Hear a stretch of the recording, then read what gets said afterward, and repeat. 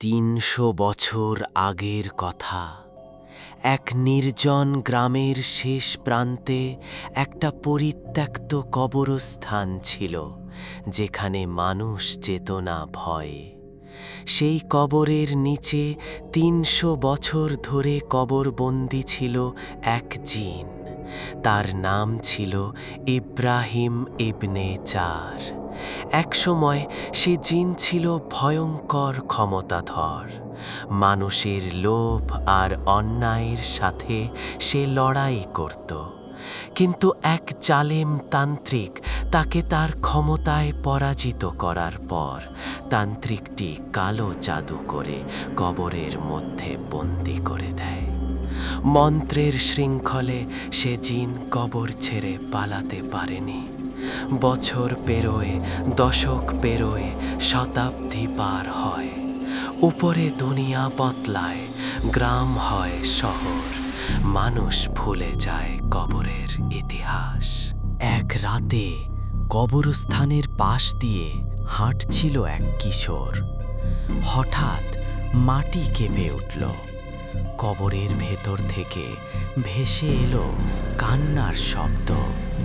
কিশোর ভয় পেল না, পালানোর বদলে সাহসে বুক বেঁধে কবরের কাছে গেল। তার হাত ছোঁয়া মাত্রই মন্ত্র ভেঙে গেল।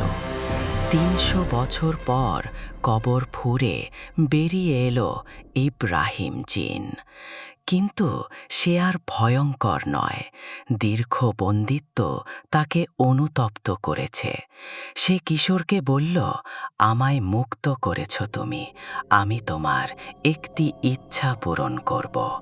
কিশোর চাইল গ্রামবাসীর ভয় দুঃখ দূর হোক। এক রাতে কবরস্থানের পাশ দিয়ে হাঁটছিল এক কিশোর। হঠাৎ মাটি কেঁপে উঠল।